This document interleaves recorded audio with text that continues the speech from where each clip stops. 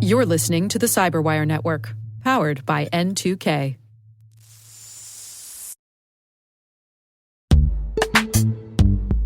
Most environments trust far more than they should, and attackers know it. ThreatLocker solves that by enforcing default deny at the point of execution. With ThreatLocker Allow listing, you stop unknown executables cold. With ring fencing, you control how trusted applications behave. And with ThreatLocker DAC, Defense Against Configurations, you get real assurance that your environment is free of misconfigurations and clear visibility into whether you meet compliance standards. ThreatLocker is the simplest way to enforce zero-trust principles without the operational pain. It's powerful protection that gives CISOs real visibility, real control, and real peace of mind. ThreatLocker makes zero-trust attainable, even for small security teams. See why thousands of organizations choose ThreatLocker to minimize alert fatigue, stop ransomware at the source, and regain control over their environments. Schedule your demo at threatlocker.com/N2K today.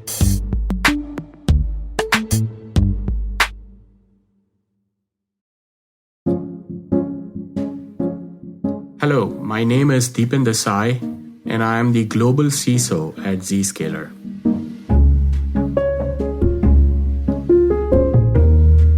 So, growing up, I come from a family full of doctors. They're all in the field of medicine. So that was an area that intrigued me, but at the same time, I was very fascinated by computers and, developing newer programs, software development. That was the area of interest for me when I was growing up. It was really interesting the way I ended up in the field of cybersecurity. This is more than 20 years ago. I was introduced to an online game where there were folks literally cheating, right?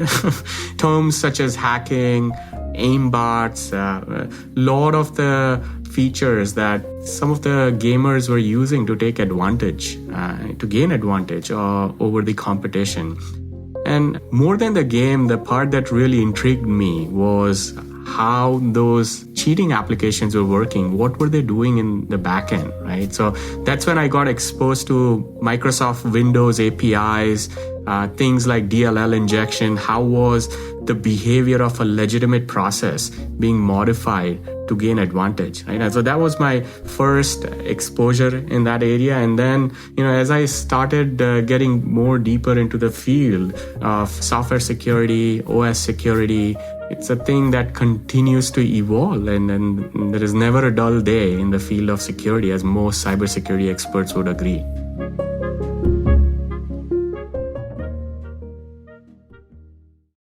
Right at the master stage, right, all my coursework was focused on software fundamentals, OS fundamentals, and then with inclination towards cybersecurity. So I created a client that is able to detect any kind of DLL injection, any kind of attempt to modify that legitimate application behavior. So that was the first thing. Then I was able to get an internship at a startup that was building UTM appliances back in the day. And then the next opportunity from there onwards, I got to build detection technologies. That was at Dell SonicWall, where I influenced some of the detection technologies on the cloud side, some on the next generation firewall that was introduced.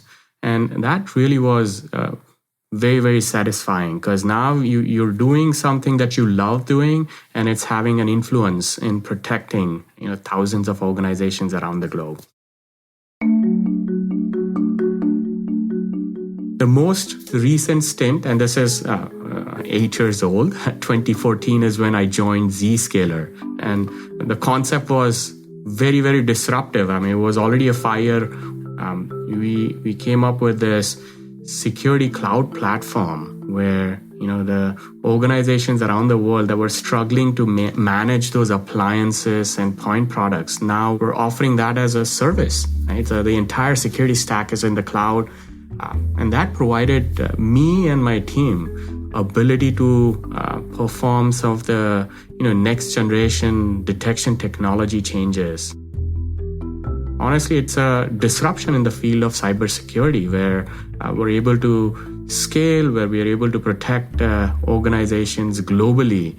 Even in the situation where pandemic hit, most organizations that were using the older technologies were struggling, whereas of the organizations that were using what we have built, they were excelling, and we continue to see more and more adoption as well.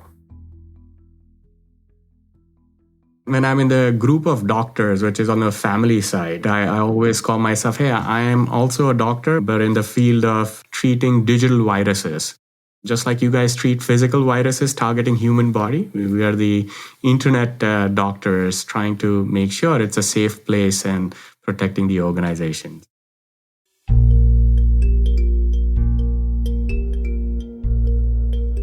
There are two important components when you're trying to groom a new, security expert. So number one is you need to provide time to train and research, especially in the field of security research. The way you need to structure their daily routine is 70% of their time may go towards what is needed for the business, whether it's tracking certain malware family, tracking certain exploits, or developing those detections. 30 to 35%, at least, that's the minimum.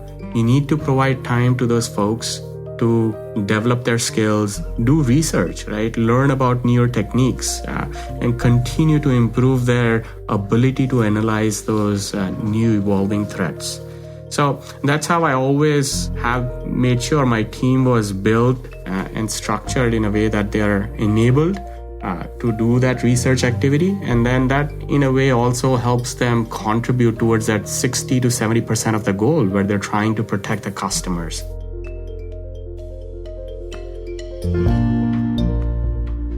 For the folks that are aspiring to get into the field of cybersecurity, my number one recommendation is to have strong fundamentals on software development side as well.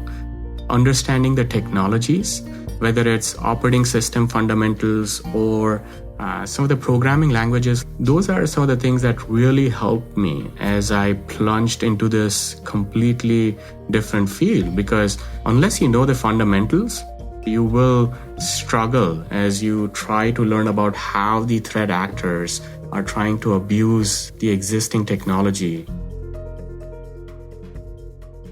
I'm really proud of two things, and that's honestly the areas where I would love to be remembered as well. So number one is, there is a significant skill shortage when it comes to the field of cybersecurity. So every time when I hire someone, the team that I've built, it brings me immense pleasure as I see them progress through their career, them developing newer skills, them picking up newer responsibilities.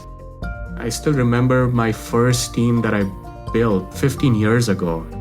Most of those guys are leading key technologies at many of the major security vendors, and some of them are still with me. So that's one area where I would like to be remembered as a mentor that helped get them into the field and learn and allowed them to pick up some of the newer stuff. The second piece is the detection technologies, especially aimed towards the zero trust, the cloud-based security, where I had some exposure at my previous job, but at Zscaler, it's been to the next level. So getting remembered for solving the problem of legacy security architecture and helping thousands of organizations, especially during the time of pandemic, to keep their users secure.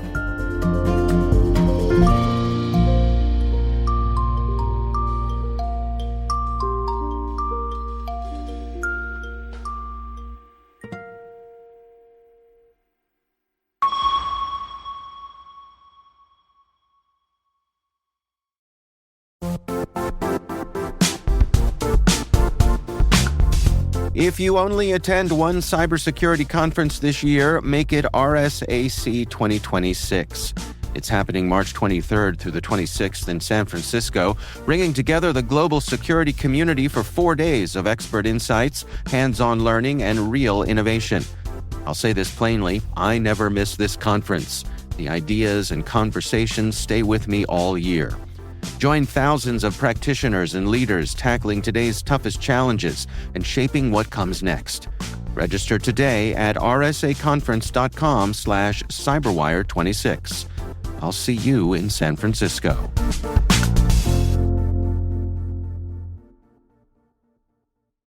¿Hablas español? Sprichst du Deutsch? Kan du norsk? If you used Babbel, you would. Babbel's conversation-based techniques teaches you useful words and phrases to get you speaking quickly about the things you actually talk about in the real world, with lessons handcrafted by over 200 language experts and voiced by real native speakers. Babbel is like having a private tutor in your pocket. Start speaking with Babbel today. Get up to 55% off your Babbel subscription right now at babbel.com/Spotify. Spelled BABBEL.com/Spotify. Rules and restrictions may apply.